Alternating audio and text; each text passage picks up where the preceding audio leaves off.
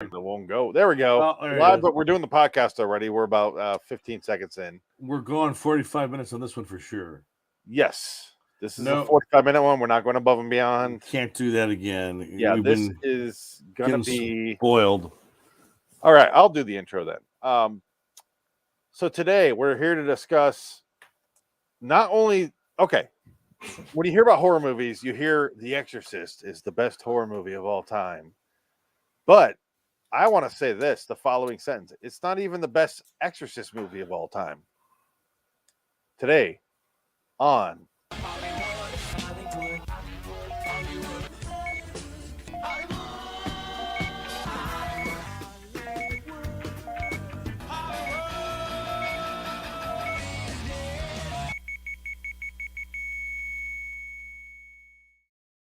Hi, Dick. It is not in the file. It is not! Okay, so brief history of Exorcist. First movie, great. Really no complaints about it. This week I watched all of the Exorcist movies. I even did extracurricular activities by watching Repossessed, or most of it. I didn't finish it today. What? Well, Repossessed, turns out I watched that a lot as a kid. Yes. Terrible. It's Terrible movie. Not bad, terrible. I love that part where he goes, Funny. Can you please pull your dress down? Okay. Yeah. And she pulls down, her tits come out. Oh! That's all I remember from that whole thing. When you're 12, that's funny. Yeah. Or me, 7, 8, 9, 10, that's funny. And then I watched it as an adult, sitting here watching it, and I'm like, I literally didn't laugh once the entire movie. Really? It's that bad, huh? It's that bad. I haven't seen it in a long time, so It's you're probably right. Unbearably bad. Is it? Oh, man.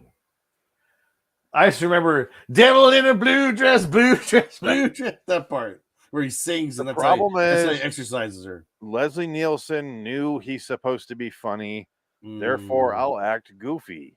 I'm Leslie Nielsen, and I did Naked Gun. The whole reason Naked Gun is funny is because he doesn't know he's a straight guy. The comedy happens around him, and instead in Repossessed, he's the joke, and it's not funny. Much like Wrongfully Accused and Spy Hard. Even worse, both of those is Mel Brooks. Dracula. Loving it. Yeah, that one's shit. Bad. That's unfunny. That's a bad one. Yeah, that's another one I watched and just like for an hour and a half. Just is it over? Anyway, watched all the Exorcist movies. I did not watch the TV show. That's the only thing I didn't watch. And I didn't watch the director's cut of Friedkin's version of the first one. Which you're only missing like 10 minutes of extra stuff. Yeah. I think. It's not that big of a deal. You missed the spider crawl on the stairs, and you missed Marin and what's his name? Jason Miller having a little conversation there on the stairs. That's really about it. And then you see more shots of Pazuzu's face in the darkness. Yeah. I think that's it. It's like the only other added thing. Pazuzu. What a wonderful day for an exorcism.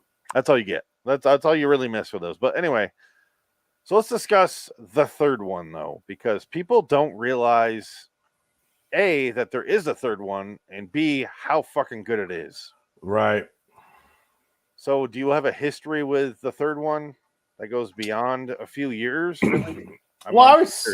I'm trying to think how I discovered it in remembering. I don't, because I had always known about it. I remember being a kid and seeing the commercials on TV. Yeah. Exorcist III. And I was like, even then I was like, oh God, they made another one? Oh no. And I was like fucking 7. This movie came out because first one 73, the next one 77. You're like, oh, Exorcist 3, what is it? 83, 80, 1990. 1990. What the fuck? It's like Godfather Part 3. Yeah. It's like that big of a gap. It's just like why? And it's the reason why so disconnected was, I guess, Peter Blatley or William Peter Blatley had a real. Exorcist 2 was such a disaster, such a fiasco that it's one of like the worst horror sequels of all time, if not the worst sequel of all time in movie picture history. And you had all this period where like Exorcist. It basically took the piss out of Exorcist. And I think William Peter Blatty was like, well, there's a story that I want to tell that is about the devil. And I think the initial idea is he wanted to write a story about how the devil seems to win, but he won't. Like he can't. Yeah. And that's the whole purpose of the story, is that there is good, and that the good versus evil, good's always going to triumph no matter what, even if it's like really dark and horrible to get there. The good's going to prevail. And the book is called Legion, and he wrote that in the 80s, mid 80s, give or take, before the movie came out. And William Peter Blatty has only directed 2 movies, and this is one of them. And it's unfortunate because now he's dead. He can't direct any more movies. And this one is just so well done, and it's so just pitch perfect in every way. It's a slow burn movie, but it's like you say, 1983 the book came out. Okay. Yes. I've read the book. The book is very dry. I think pretty much everything in the movie happens in the book, if I remember correctly. It's almost beat for beat the same stuff. And I think even I want to say the carp monologue is in it, but I can't remember if it's an Exorcist or if it's in Legion. I can't remember. But the point is, we'll get into how the movie handles the stuff. I haven't read the books, so I can't really say. But I'm just going off the movie itself. But yeah, I read the book a long time ago, and in fact, I think it's probably up here somewhere. I have it somewhere. But it's a good book. It's very well, but the book is, like I said, it's very dry, and the ending is basically, I think it's basically like the original cut. Like he just shoots them, or he just dies. I don't remember. I gotta look it up. But I will say this: it is a movie that even if someone spoils it for you, it doesn't spoil the movie. No, the ending doesn't matter because this is how I came into it. I didn't know anything about it until I watched Red Letter Media's. Right? Yeah. I went, okay, that sounds like the way that the clips they're showing and the way they're describing it. I went, that sounds like it's right up my alley. Yeah. And I watched it and I was like, fucking love this movie. Yeah. I like the original Exorcist. I grew up on that movie. It is what it is. I don't think it's scary at all, but I was always heard as a kid, scariest movie ever made. And I'm like, well, if this is the pinnacle, then nothing will ever scare me, apparently. Yeah. But then Exorcist 3 came along, and I watched it when I was fucking 37 years old or 35 years old or however old I was. And I was like, this is scarier than the first one because it's not about, spooky. It's about like human depravity.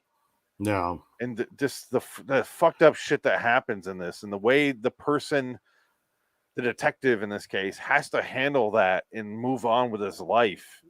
Like, that's scary to me more than a little girl being possessed is.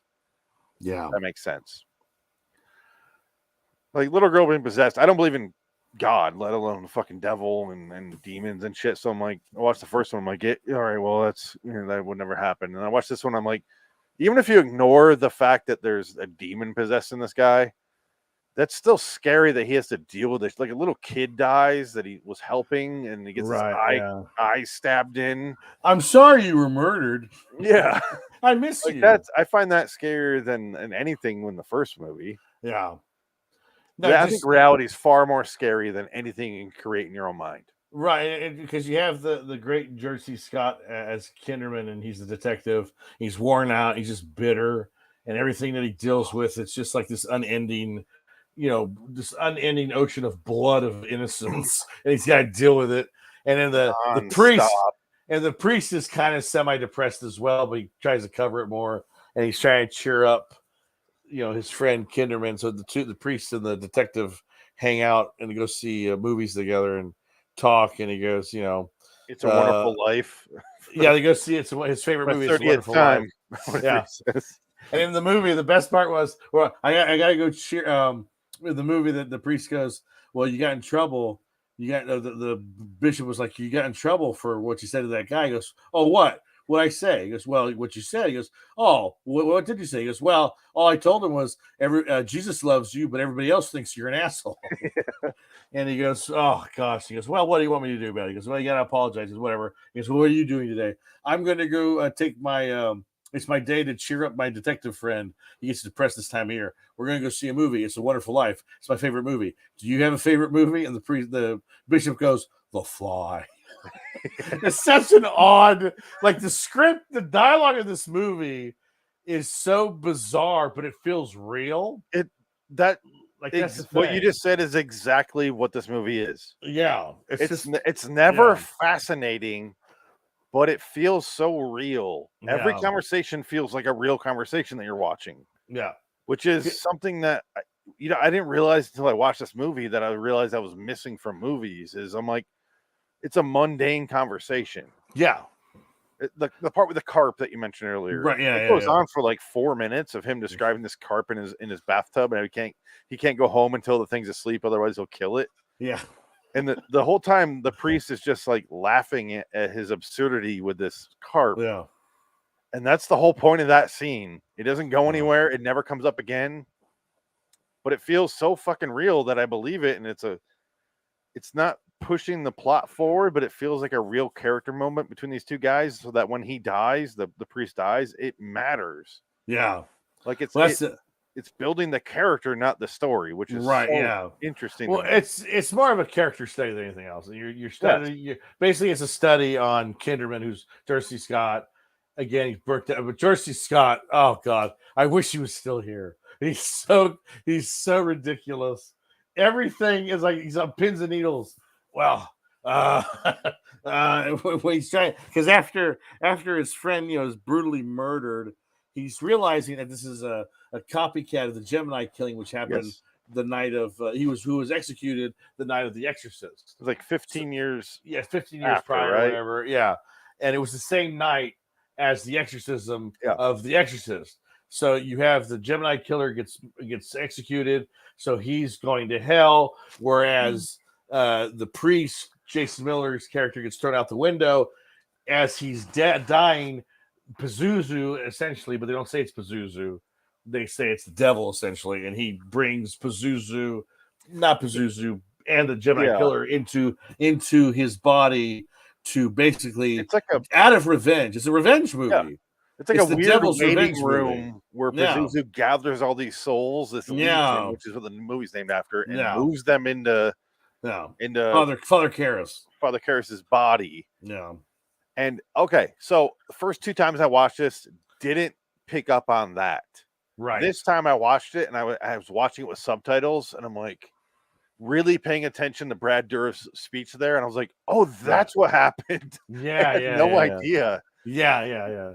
Because it was funny. It's like everybody is so dismissive though of what's going on, even though all the evidence suggests that this is what's going on, because it's pretty obvious. Because the Gemini killings that are happening now are exactly the same as the real Gemini killer, because in the press they rewrote what his trademark was, whatever, where he would cut a sign of the zodiac in the left hand and cut off a middle finger, but it was the index finger of the right hand, not the left. But it was really the right. It was the right. Yeah, there's a great scene where George C. Scott sits down and explains this. Yeah, and it goes on, and the camera doesn't move for like 12 minutes. Oh, there's not a lot of camera movement in the whole movie. No, but that's what makes the movie. Yeah, it's just him describing this. You can tell everything feels like it's real. Like even him describing this, and he's like clearly like, and we lied to the press to weed out all those psychopaths who were false confessing to this when they come in and go, I carved it into his back. And it's like, no, it's carved into his palm. And then you have that moment where the head of the hospital is yelling because they need to get Scott Wilson. Fingerprints. No, the other guy, the other character actor. Scott Wilson is the doctor. Oh, and then the other guy is like the head. He's going like, fingerprints. That's I'm going to sue you. And then Jersey Scott's like, will you shut up? Will you shut up? Stop talking. You are driving me insane. See, I thought he was the lawyer for the hospital. Well, something like that. Yeah, he's an administrator. Because he seems like he's a law guy. Yeah, he's You're in opening us up Running to Man. litigation. It was the same character for Running Man who has Arnold Schwarzenegger sign that contract, in the back with a pen. and he gets stabbed in the back with a pen. Exactly. The same character actor. He was in something else. He was in something else recently that I just saw, and he's like all white haired and grayed out. And I didn't even recognize him. He doesn't even look like it. What was he in? I don't know, but I saw him like within the last 10 years the same way. I'm like, oh, it's that guy. I was like, oh, she still works. He was in something real recent, and I can't remember because I've been watching a lot of horror movies for Halloween this year. It's Ken Lerner. He plays Dr. Friedman. Yes. He was in The Goldbergs. He's in Dahmer. Maybe that's where I saw him. Maybe. Because other than that, it's a lot of like TV stuff. Yeah, he's in a lot of TV. Yeah, I saw him in The League back in 2014. That's what I saw. Oh, wow. There you go. Smells of Jenny. The League. I saw one episode of The League and it was funny. It's a great show. It's a good show, but yeah, I always saw one episode. But what's funny about the movie is everything is like dismissed because no one wants to believe in it. It's just too wacky, even though the evidence is all there and it's pretty obvious because they find out all the fingerprints are old people in the hospital. So the murderers are being committed by old people, but it's like that's impossible. They're catatonic, they're vegetables, and they have the fucking creepiest voices ever. The old ladies. When she's when she's on the phone. Yeah. That first time you hear that voice and she's just saying nonsense. Yeah. And then you hear it come out of that sweet old lady from you. So creepy. And the scene with the second kill. I never thought that my son would do. Was that one part where the priest is, oh, Father, I've sinned. Yeah. Oh, my child, whatever. You couldn't have sinned too bad. Oh, well, that's where you're wrong. Yeah. He's like, I killed her. I want to kill more. And I cut her throat and I watched her bleed. God, it cuts to him like, ah! And then all hard cuts. You never see any violence. That's what never any. You only see one like bloody thing. Yeah, that's it. You see blood on the ground. That's it. Like a puddle of blood forming. That's it. Toward the end, they show a little bit. Yeah. But just so well done. It's like, and this is the first time where you're going to agree with the studio saying, well, shit, it's the Exorcist. We got to have an exorcism in this movie. We got to do it. And Peter Batley was against that first, but then he realized, yeah, whatever, we had no choice really. But good thing they did because the original version sucks. The original version is very, very anticlimactic and just like, oh, that's how it was. Ooh, okay. I like the new version better. Yeah, because it's okay. So it's Father Garris from the first movie. His body has been taken over by Brad Dourif, who's the Gemini killer, who died at the same time he was dying. Pazuzu put him in the body with a legion of demons and stuff. Most of the time you see him, it's Brad Dourif doing these really long monologues. Fantastic. So fucking well. I would hand out 3 Oscars for this movie if I could. Yeah. Because honestly, Father Dyer is barely in this movie, but I would give one to Ed Flanders right away. Yeah. Just for his small little role, just the little quick moments of him smiling at what Kinderman is saying are just fascinating to me. Yeah. Because they have such a friendship and bond that's really barely in the movie. And Ed Flanders, another victim of suicide, shot himself in his 80s after like Bye Bye Love was his last movie. Didn't know that. Bye Bye Love, that was good. He's good in that movie too. He's really good. To go out on Ed Flanders. Ned Flanders. He's one letter short of Ned Flanders. Yeah, he's a great actor, and he's in the 9th configuration too, which is the first. Which is you guys? I have it. Yeah, watch it. It's on my list here. It's good. It's very good. It's deep. Yeah, it's a deep movie. You said it was Blatty's second movie, right? The first movie. So this is the second. Okay. Yeah, he only did 2, and that was it. Okay, that one so and this 2 for 2. Yeah, he's 2 for 2. Absolutely. Shit, yeah. No, he's good, but like man, and it's the same cast primarily. I think he's a better director than Friedkin. I really do. Sure, yeah. The man, if you could do not a lot with your camera movement, and still make a movie this fascinating, that is incredible work. It really is. Yeah, it's very. He got his actors to fucking knock it out of the park. Like every single character, even that bitch nurse Allerton. Yeah. She's such a bitch, but then she becomes more of a character as the movie goes on, where she like lets her guard down when she realizes Kinderman's not just there to fuck with them. Right. Yeah. She starts to like let her guard down and tell him like more and more. So even the minor characters that don't matter like start to evolve. Right. I mean, he wrote it, so it's more. I think he should have directed the first movie, honestly. Well, I mean, that's the thing. I mean, you have no power. William Friedkin was coming off of the French Connection, so you had all the power in the world. If you're the writer, you got no power. Horribly overrated. Yes, it is. It's horribly overrated. It's pretty boring now, and like even that car chase scene, I was like, this is what everyone's talking about. Ronin's a 10,000 times better movie. Oh, Ronin's amazing, yeah. And that's no credit compared to French Connection. And Ronin's directed by a little guy named what's his name? I don't even remember the guy's name. He also did French Connection too, though. That guy. He did, which is and it was better than the first movie. Go figure that one out. Yeah, weird. I still need to watch that. But those two guys, Frankenheimer and Friedkin, are always tied together in my mind. Yes, just partially why I had something against The Exorcist. Yeah. Because it's just freaking overshadowed Frankenheimer every step of the way for no fucking reason. Right, yeah. But Exorcist 2 comes out. I remember watching that when I was a kid. Like, it came out before I was born. It came out in 1977, right? Something like that. I rented it when I was really young. Oh, wow.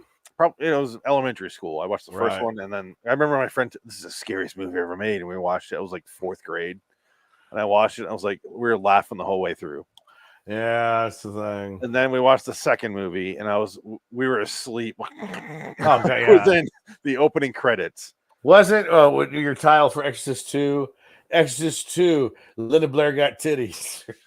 Yes. Linda Blair showing off her titties. It's 4 years later. Yeah. And she's older than she plays in the movie, but she's still a minor in the second movie by like a couple months. Technically, yeah. She's like 17 and 9 months or something. Yeah. But and I was like, oh my, stop it. Like, it's just, look at these. Every shirt she has, it just titties. And it's just distracting. And you're like, stop it. But the movie has nowhere to go, nothing to do. It's like a weird Inception storyline where you go into the brains, and for some reason Richard Harris is there. It's wasting time and alcohol. It is the biggest what the fuck sequels of all time, probably the biggest blunder in like movie history. Like, how do you take the first film, which was so highly regarded? We were on the wrong background. Do this? Oh my god, no! What did we do? I just realized we're on the wrong background. Sorry. Go ahead. But biggest waste of time. It's a fucking waste of time. It's a terrible movie. It's really bad. Yeah, it's real bad. But this one is not. This one is worth the time to go find it and buy it and watch it. But if you watch the original cut, the one with just Jason Miller and not Brad Dourif, it is a whole. Find that though? Yeah, it's on the Shout Factory Blu-ray. Is it actually finalized, or is it just like rough cuts? It's rough cut. It's like a VHS. You're basically watching a VHS rip. But it's a VHS rip of an unfinalized, uncolorized version. You kind of, it's not color corrected. Just raw camera. But the problem, the reason why, and this is another thing where like you take the bad, and sometimes when you're making a movie, your failure ends up being the best part of the movie. It becomes a gift, because Jason Miller was an alcoholic. That's just the truth. Jason Miller was a very bad alcoholic. He had water brain. He couldn't remember his lines. So I guess in the production of this film, it was frustrating because he had these long, all the scenes with Brad Dourif. Jason Miller was supposed to do those scenes. It was supposed to be, you were never supposed to see the Gemini Killer ever. Well, imagine Father Karras, Jason Miller, doing the father of Jason Patrick. Yes, I always thought that was fascinating. You blew my fucking mind like a month ago or 2 months ago when you told me that. I had no idea. I was like, holy shit, I did not know. Yeah, I was like, no. Oh, fuck, you're right. And they look similar. It's like, oh, that could be his dad. Now that you tell me, they don't look exactly alike, but I can see that. But it's in there, yeah. He's got his DNA for sure. But Yeah, can you imagine Jason Miller doing these long Brad Dourif speeches? Well, he couldn't do it. That's why they had to get Brad Exactly. Dourif. Yeah. So thank God for alcoholism, I guess. I don't know what yeah. to say. Well, that's what I mean. It's just it Happy accident. Well, yeah, it's like, well, fuck, how are we going to do this? Well, why don't we just get another actor to play the Gemini Killer and we'll just fake it and just so Jason doesn't do it. And it's the best part of the movie because Brad Dourif is so fucking good. And that's where I have a minor disagreement with you. What? I think the best part of the movie is the first 20 minutes before any of that. Oh, right. That first 20 minutes with just the two guys, right? Them bonding, and when he comes to the hospital, and he's like bitching at him for not bringing him new magazines. He's like, "Why are you getting women's?" No, yeah, I enjoy that. Yeah, that is, it's so boring if you're just like a teenager watching that. No, but it's good stuff. Yeah. But it is so fascinating just watching. Like someone put this on film and put it in a movie. Yeah, and it's just like. He's like, why are you reading Women's Digest, whatever he says, where the magazine is? And he's like, you got something better? Oh, you didn't bring any magazines? All right, come on. He goes, I need to keep up with the fashion. I need to keep up with the fashions. He goes, what? You're a priest. Exactly. And then he goes, like, the best part was when he goes, well, why are you here? Because he's there for a checkup, and it's obvious that something's wrong. And you can tell because the way George C. Scott performs it, he's worried. And he's like, something's not right. He's not telling me something. He might be dying, and I think that's the setup. Yes. And then the priest goes, "Well, my brother had it. Your brother died in 1970. He was in Vietnam. Yeah, but he was in Vietnam. He died in Vietnam." Okay, you made an excellent point there that I will get to.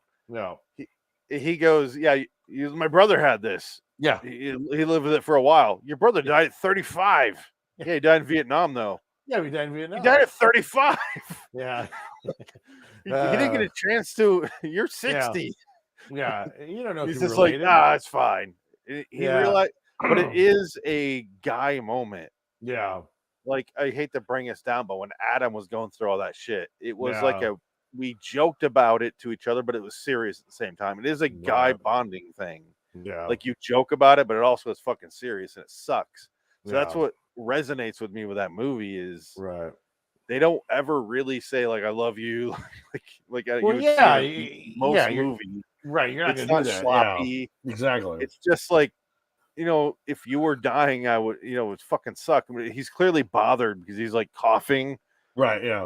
And he's like, I thought you said it was just routine. He's like, no, it's fine. He's like, you fucking liar. Like he just basically is what he says. Well, and then there's also that great moment when he gets the phone call after the dream sequence, one of the best dream sequence moment in the movie ever, with Patrick Ewing and Fabio and Sam Jackson with a dubbed voice, with a dub. Yes. But just the living can't hear. It's like that's not Sam, on for some reason. That's not Sam Jackson's voice, but it's such a fucking scary dream sequence. It's supposed to be like heaven. Or like the waiting room to heaven. It's like Grand Central Station, but the way it's shot and the way like the old people playing the music, and you're just like they're doing that weird marionette thing. It's so creepy. And it's so effective. I do want to play this for a second, going back to what we were talking about before, because you don't ever see anything in this movie, really. No, you don't. It's all. That's what I love about it. That's if I were to say my main point. I love that everything is inferred. Yeah. You don't see anything. It's all told after, or it's off screen. Like this scene right here. We're talking about the old lady voice. May the Lord be in your heart, help you to confess. I'm going to fast forward a little bit here, just to. So many things. If I step on 2 straws in the shape of a cross, I feel that I have to confess it. Fast forward a little bit. Was that waitress near Candlestick Park. I cut her throat and watched her bleed. She bled a great deal. So this is what I love about horror movies is the atmosphere more than the visuals. That's why I love It Follows. Top of my list. You don't see anything in It Follows ever. Yeah, no. You never see a kill in It Follows. Well, And the sound design in this movie is incredible. Same with It Follows. Yeah, It's really similar. The sound every time they have that's just it's not even music. It's just that ambient noise, and it's just like dark as shit. But Evil I think every noise. person, exactly, evil noise. Every person can relate to what the fuck is happening right now. Yeah. And he's just like, it's a priest. I don't know what a priest is thinking, but I can tell by his face what he's hearing. Like, oh god, this is getting weird. This bitch is crazy. Watch his face right here. It's a problem that I'm working on, Father. It's just camera doesn't All move. this bleeding. Darkness. Nothing there. Cuts away. That's all you get. That's your horror movie, ladies and gentlemen. Fucking love it. It's very well done. Oh my god. This when I tell you this movie's right up my alley, I mean it. Oh my god. Yeah.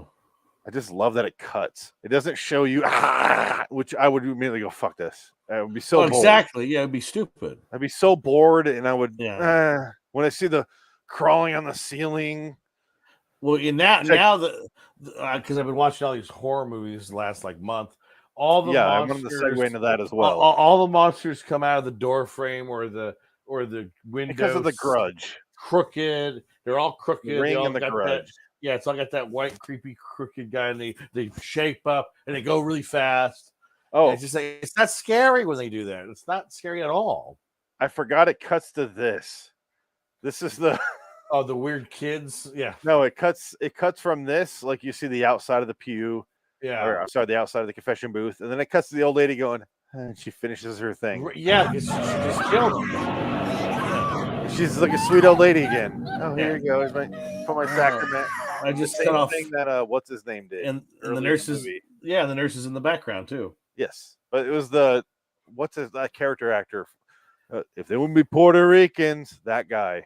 Oh yeah, right. Yeah, that character actor does that scene where he dips his hands in the water, the water, and does the blessing as he walks out the doorway. She does the exact same thing. Hey, Father. Because it's not really the demon, and it's just the demon inside her, like taking over her momentarily. That's what you do in Catholic Church. You when you leave, you dip it in holy water and you do the sign of the cross. That's just how you leave the church. That's what I'm saying. Like she does that, and like, hey, I'm out of here. What's going on over there? Because she's just momentarily possessed by Brad Dourif, who's like, they say every time he does that, he kind of goes like unconscious and right. Well, that's what they said. His brain, he goes to sleep because he is catatonic, and then like his brain activity gets so high they can't figure it out because they have him connected to like an what do you call it, an EKG, and he's like every time he goes to sleep, he's basically sending his fucking evil soul into old people to go kill people. And you find out that basically he's killing people that are connected to the Exorcist. It's a personal. Yeah. He admits it. Yeah. In the movie, he basically got to kill three for the devil, and he got to kill a few for himself, like for him for fun. That's like a thank you. That's why he kills the nurse, which is one of the greatest jump scare scenes in history. It is. With a nurse. Well, yeah, you can play that one moment, because it's a long sequence. That's a long bit. Exactly, because I counted it, and I'm sitting there, and I'm like, this is like 8 minutes in. 8 minutes of just watching this whole because you watch the nurse do her whole routine, right? Go into the room, and I've seen this movie twice now. This is my third time watching it. I'm like, here it comes. Oh no, she's going to that room still. Like, yeah. Oh no, because she goes from room to room, and she goes into the one doctor. And he's like, "Fuck, why are you waking me up?" And then, oh, I forgot about that. And then you see that guy in the hallway here, the cop who they go out of their way to say we're gonna have a cop here in the hallway the whole time. He goes away for a second to replace by another guy, and you watch that whole thing, and it just keeps going and going and going, and finally, like, comes to a head eventually. Because watching the background, you see him literally.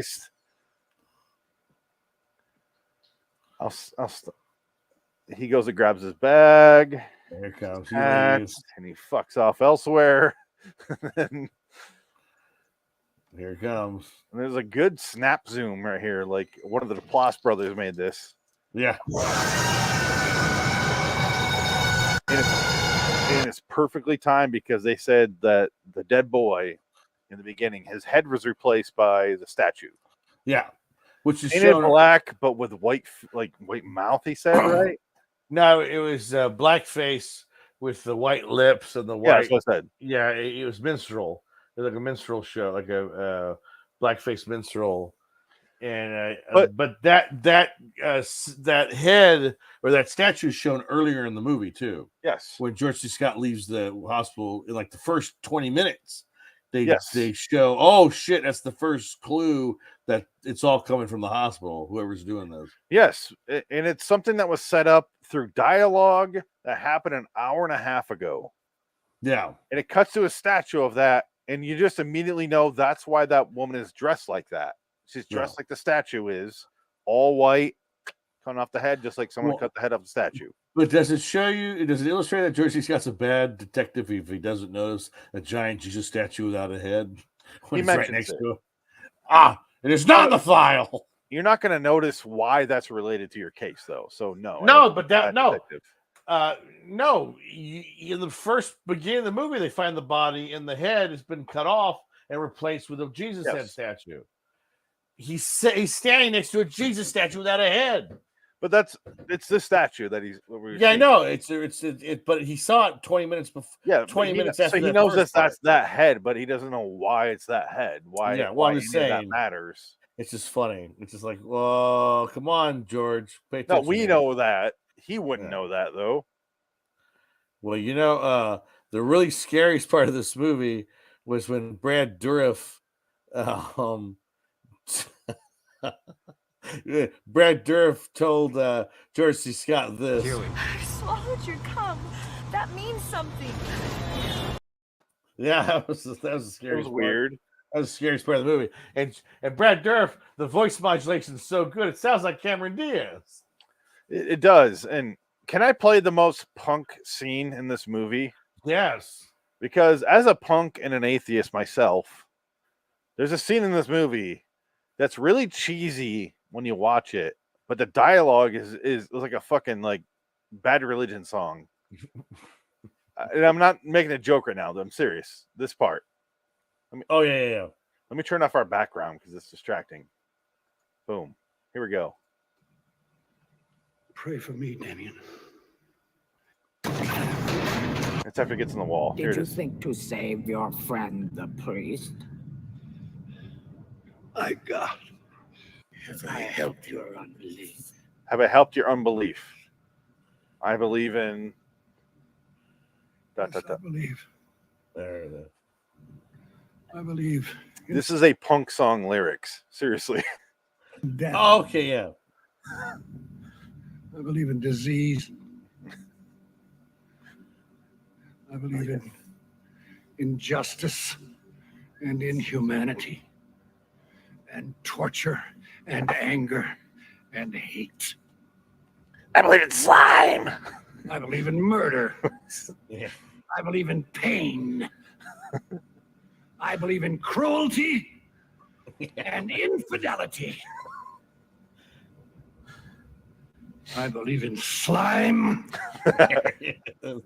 stink, and in every crawling, putrid thing, every possible ugliness and corruption, you son of a bitch! That's all I'll play. It's a lot, but you know what I mean? Yeah. It is like, go fuck yourself scene. It's great. Because even if you look at this as like, he's telling the devil, I do believe. He's telling the devil, I believe in the things you create. Go fuck yourself. Yeah. It's such a weird and awesome view of the guy who's trying to torture you with your belief system. Right, yeah. Like, I believe everything you're doing is fucking awful. Go fuck yourself. That's basically what happened right there. Yeah. And I find that fascinating. Yeah. Because he doesn't go, I believe in God. Like, that would be the schmaltzy version of this. I do believe in God. Every other Exorcist movie has this scene. I believe in God. Now I believe. You are wrong. Yeah. This one goes, no, I believe in what you're doing and go fuck yourself for that. Yeah. Like, it's the perfect attitude. Yeah. Because that would be his attitude. He's a fucking burnt out detective who's That's what seen makes it work. every awful thing you can imagine. He's seen it, and it's like there's no happiness, there's no joy, there's no justice. And He's this just, you is know, the studio version right here. yes, that's It wasn't the exactly studio yeah, going, he has to conquer evil. It's no, it's him right. going, hey, evil, I see you. Go fuck yourself.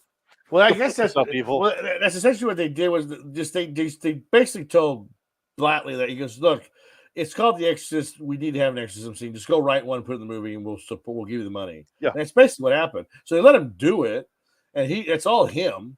Yeah. So that's And Blatley he wrote absolutely his version of that scene, which is yeah. I personally, except for the weird morphing faces thing, Right. I think it's flawless. Right. Well, The it's morphing just, faces kind of gets to me. I think the morphine face is him being pushed against the wall, and that's the energy holding him up. But you don't need that. That's what I got. But I think that's why they put that in there. It's just to give you that. Yeah. It's power pushing him up because how is he up there? And then of course, the fucking poor Tuesday, the priest, Father Darling Father Day. I can't remember his name. Oh yeah. Father Morning. It's a character that comes out of nowhere, right? Yeah, just gets tortured, yes, and you think gets killed off screen, but instead he's alive and saves it and saves a. Yeah, and he is mentioned earlier in the movie. He is mentioned in the movie earlier with George C. Scott and the other priest. They do bring him up, and they say, he's the only other priest in the city that has seen exorcism, and they say his hair turned white, so he's always been kind of off his rocker, but no one really. Yeah. I mean, the Vatican doesn't even do exorcisms. We don't even consider those real anymore, so we don't even bother with it. And that's basically what he's saying. And then, of course, this one he comes back, and you could say that's schmaltzy, but it works effective because it's very much, the priest is fucking dead. Like his last breath is to basically give George C. Scott the ability to shoot Jason Miller. Yeah, he brings out all his characters that are due is to bring out Father Karras, the real Father Karras from his own dead body, right. And he's like, "Now, shoot now! Yeah, kill me now, Bill! Kill me now!" And that's all he's there for to do, and then he kills him. And then boom, boom, and then like the last words, "We won," and he blows his brains out. We won, finish it, and he blew his brains away. Oh man, good shit. It's great. It's one. I mean, it's the best top 5 greatest horror films ever made, and nobody really. I think people do give it credit now, but there was such a long time where everyone kind of rejected this movie. And we just dismissed it. They were just like, that's a stupid Exorcist III. Who cares? The second one is what ruins the trajectory of where that series could have went. Absolutely, yes. And I don't agree that they should have kept going because we're gonna go a little bit beyond 45 minutes. We're at 43 right now, but I didn't want to talk about the other ones. Well, you're going to talk about the prequel series. Just real quick. I won't go too into the awful prequels. But that again. The third one got overshadowed by the terribleness of the second one because that was right when like the VHS crave was hitting. People were renting the second one and going, "Oh shit, this is bad." Well, the third one didn't really have a chance. Well, who else?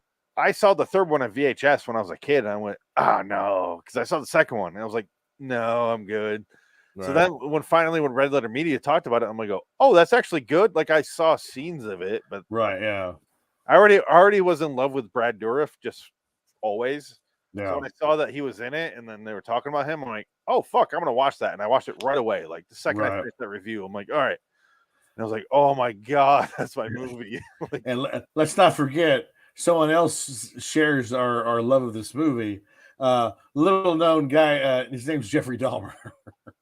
There you go. Jeffrey Dahmer's favorite movie was Exorcist III. Oh, it's about glorifying a serial killer, of course, and Return of the Jedi. Those are the third movie of every series. Those are his 2 favorite movies, apparently. So this year was the same year that Back to the Future 3 came out. So that was his third. There you go.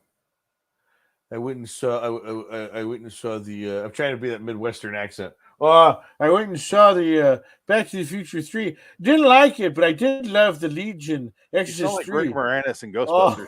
I'm Jeffrey Dahmer. I do. Hey, Daniel. I- oh, God. Why don't God, you come on over?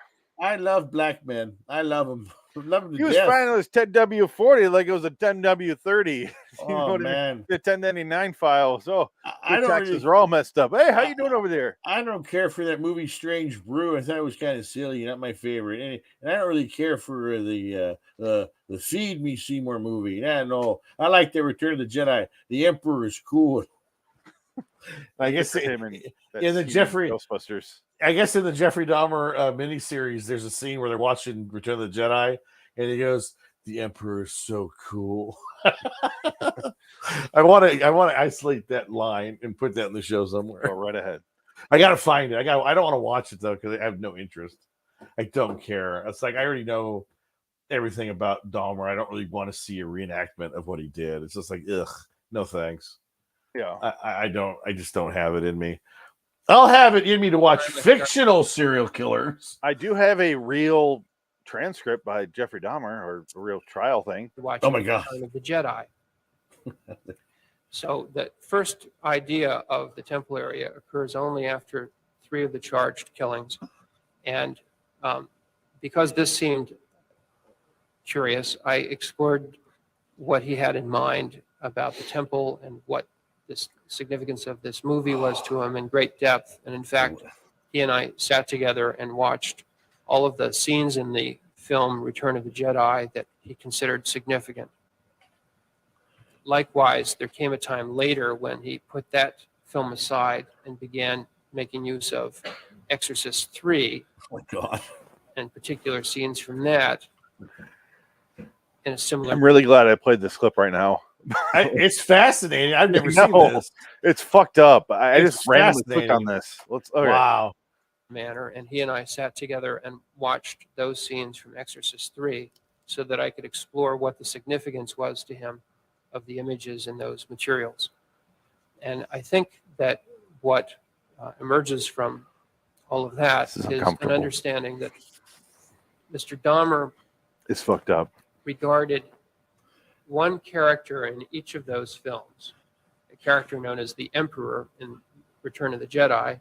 Palpatine, please. Character who's obviously supposed to be Gemini killer. Satan in Exorcist III, a man who's not confined Satan. in a cell-like area at that time. Well, it's and kind what of these characters, he does say that his Legion, he says, a mutual friend of ours, basically the devil put them together. But yeah, I didn't. He's not actually the devil right there, though. None of the Exorcist movies have the devil there. Well, I think in Exorcist 3 it is the devil. Sure. I think he is saying that it is the devil. I don't agree with that, but okay. Well, no, because there's a scene where he goes, you know, who? He goes, a mutual friend of ours from the other side. But that, he goes, who is that? And then he just goes, brah! He makes that monster noise. Yeah, he does. But That's that was the devil. guy behind the plan, is what I gathered from that. Well, no, but that's who it is. It's the Therefore- devil. It's the devil. But he's not actually the devil in the body.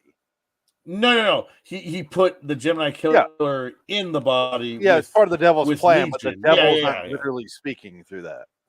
No, but he's there. Like they're all together because he's Legion. It's kind of That's the all whole hive point. mind sort of thing. Yeah, he's Anyway, let's basically continue this, 'cause I'm Locutus of interested in Borg. this now. Yeah, this is sick exactly. shit. have in common is that they are evil and corrupt and powerful, and both have the ability to use special powers to control others. In the case of the Emperor, he seems to be zapping people with energy beams of some kind and able Wow. to manipulate them in that way because it's futuristic. In He's the so cool. Exorcist III, the power comes from being able He's to got create superpowers. illusions to make people think that there are snakes crawling over them, to suspend people on the ceiling, to be able to do all manner of things. It's a Each of the half-second scene in Exorcist 3 with the snake, and Right, he yeah. never buys into it. He never No. bites. No. The father that's there, I forget what's that character's name. Father Morning. I think it's Father Morning. Father Morning is there for 20 seconds. He never believes it's a snake for real, and he just watches it and goes, anyway, until he gets burned on the fucking frying pan that's the ceiling. Yeah, that's a little bit different. He does a Freddy Krueger thing. His fucking skin is ripped apart. Like, oh god, that's a rough fucking scene. That's pretty violent. And it's like so quick. But do you notice the similarities here between Exorcist 3 and what we're watching right now? Yes. We're hearing a description of what happened. We're not seeing it, and we're watching the judge, this lady here, the stenographer, and this guy over here. The guy that's Jeffrey Combs reacting.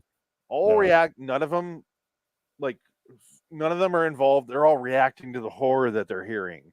Right. And that's scarier to me, at least, than just seeing it. And Jeffrey Dahmer's doodling in his notebook. He's over there like carving up someone. Who knows? Oh man, the Emperor's so cool.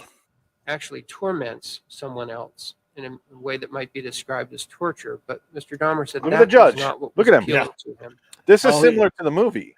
It really is. The judge is asleep. He's not even listening. He fell asleep.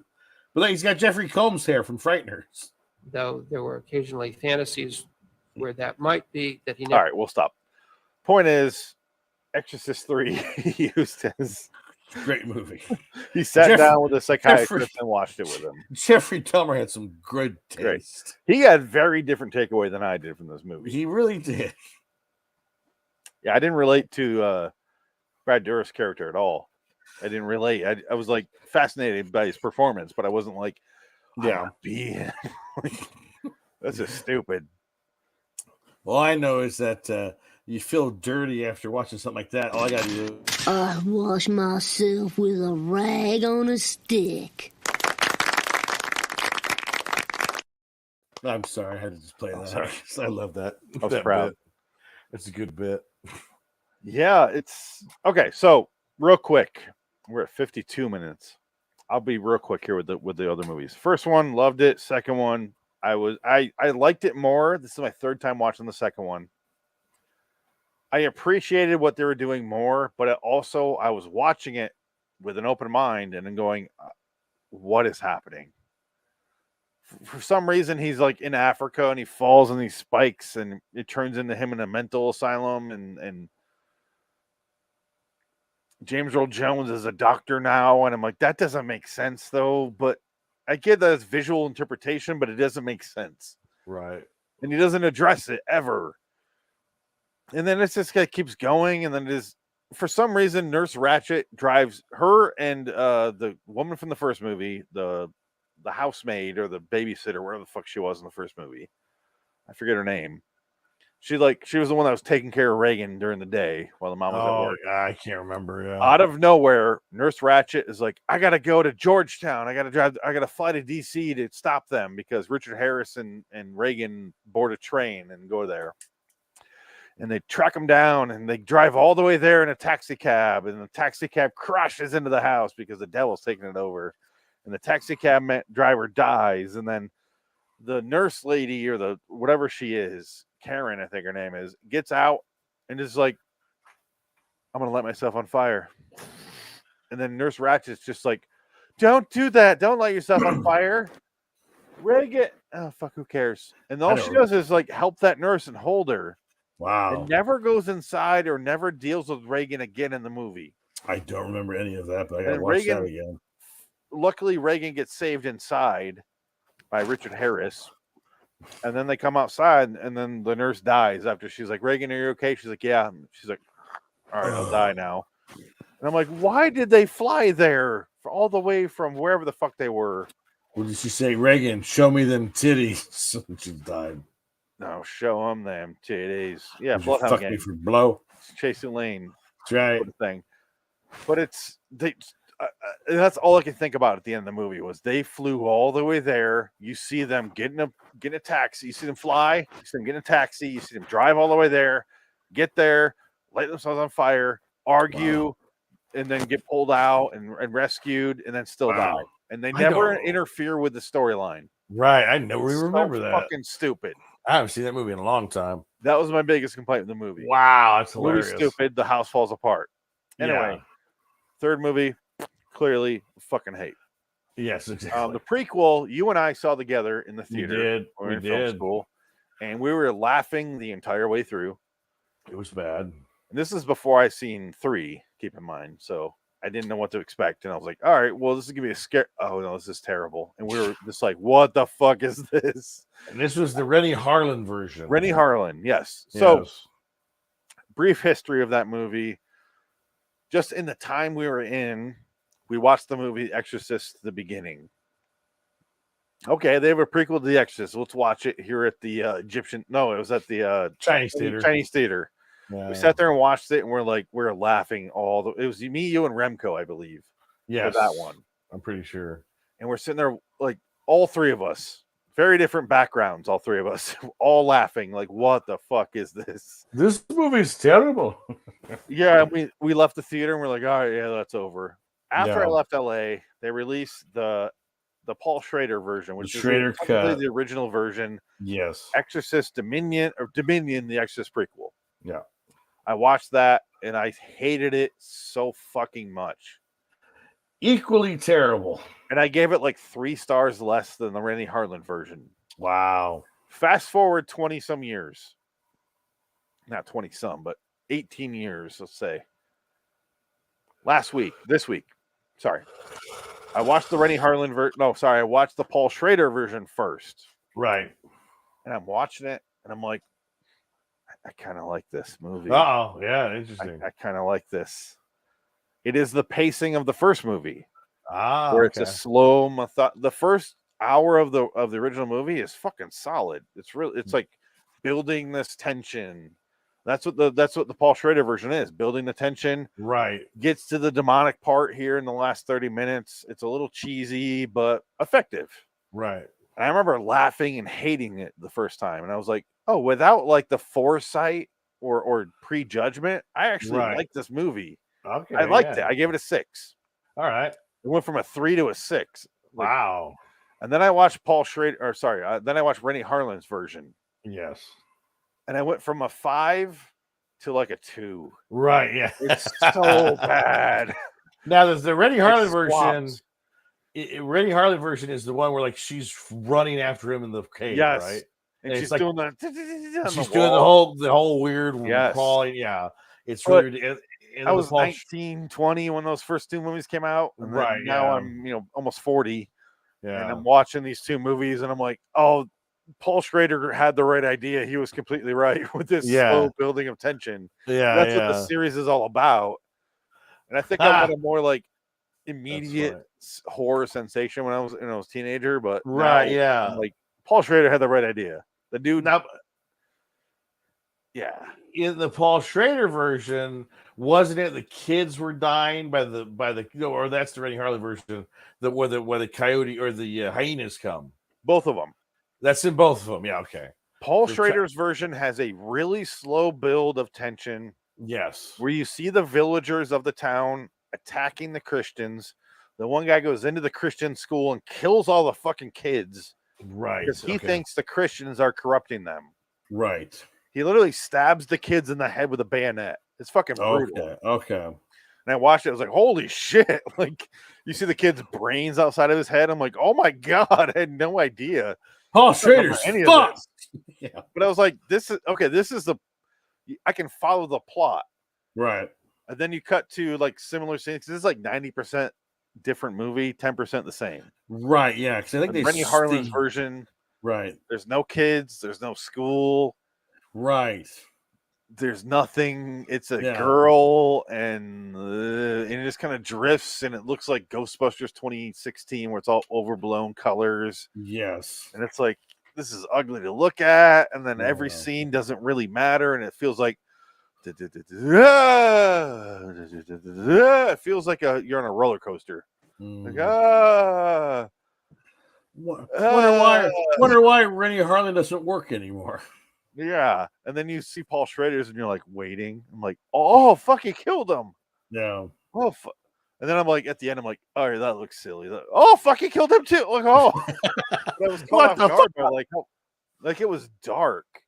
Well, I'm gonna have to rewatch the Paul Schrader version then. It's not amazing. I don't want to give the wrong impression, but it is by far the superior movie. Yeah, because it's not even close. Because I remember, Rennie Harlan was the goofy, animated running in the caves with exorcism. Right, yeah. And then she dies, and like the soul, he saves her soul, but whereas in the Paul Schrader version, kills her in the same. Yeah. Paul Schrader's is like the girl doesn't matter anymore. She's out of the movie. Right. Yeah. Fuck her. She's useless. It's just this weird looking dude. Yeah. And can I save him? I don't know. Right. But there's so many like pointless deaths in that movie. And that's the point of it. It really does feel more in line with the 1 and 2 aspects. And right. Renee Harlan's is very much in line with Exorcist 2. Sorry, I meant to say Paul Schrader's is 1 and 3. Renee Harlan's is following 2. Like it's very like that's how I combine those. It's terrible. Yeah. Renee Harlan's is terrible. I hated it. That was again studio interference where they said Paul Schrader's version is too boring. Let's put more money into it and make Rennie Harlan's version, and it was like the worst mistake you could make, and you waste more money on it. It's like a dumb. You could tell from idea. frame 1 whose movie's better.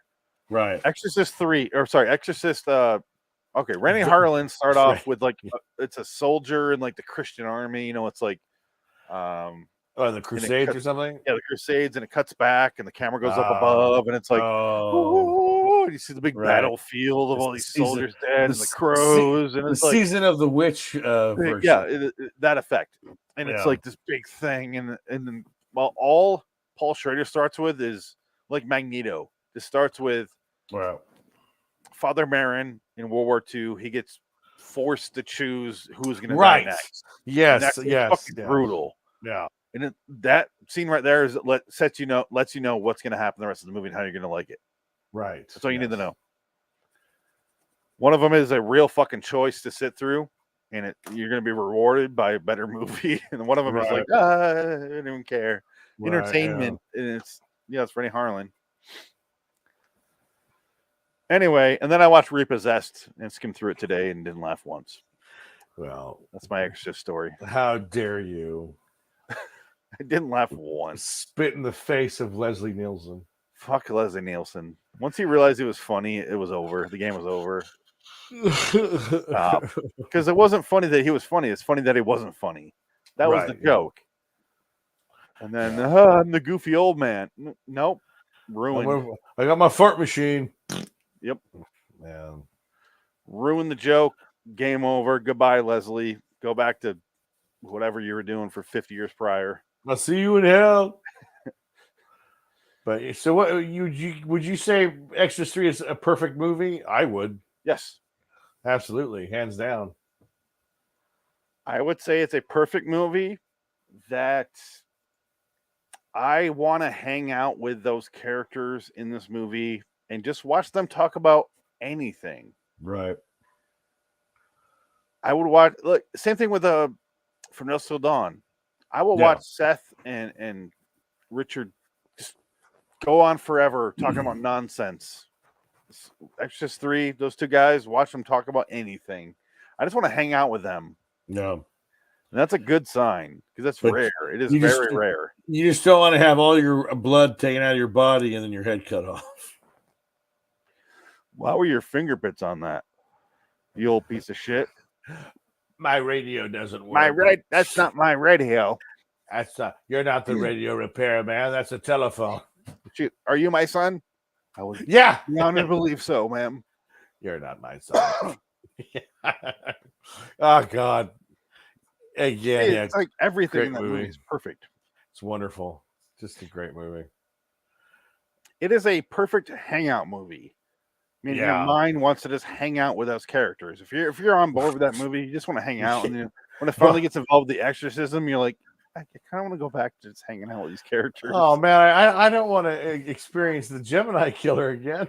Yeah, when it's weird when Durif shows up on screen, I'm like, oh no, I want to go back to like hanging out with those two guys. I want to have a cranky old men. I want to have a cheeseburger with him when he brings him the cheeseburger. When the character actor from The Departed that talks about that's Leonardo DiCaprio's cousin. When he's like, he keeps dragging on, and the Father Dreyer's just like, get out of here. He's like, okay, Father. He's like, tells him to get out of there, and he's like, get out of here. Come on, I'm sick of you. Basically what he said. He says it in like way worse terms than I did. Oh yeah. Like, all right. And he does the thing, and I'm like, oh, this character is great. Like, just hilarious. Just love hanging out with him, and he smokes. He's constantly smoking a cigarette. They both are. Well, everybody. Well, again, you know, a movie. Actually. No, but yeah, the priests all smoke because that's usually what they did. They either drank or they smoked. I remember that growing up. The priests always smoked, and they always had a booze with them. I noticed this movie series loves killing priests. Yeah. First one kills 2. Second one kills. Oh, I don't know the second one. Does it kill any of them? Second one technically kills Marin again. Oh, okay. Yeah, but I don't think there's another one that dies. But the third one kills 1. Yes. Fourth one kills. I think they all kill 1, except for the first one kills 2. No. Third one, you got the priest in the beginning, and then you have Dryer, and you have 3 in the beginning. You're right. Father Morning. You got 3 priests dead. 3. Yeah. Okay. Oh shit. Yeah. Makes me wonder if there's 2 killed in the second one. Maybe. I don't know. Let's get out of here though. Yes. Good day, sir. I have no idea what we're talking about next time. Episode 15 for this show. That's what makes it amazing. Does it? But all I gotta say is, Fuck you, everybody. Good night.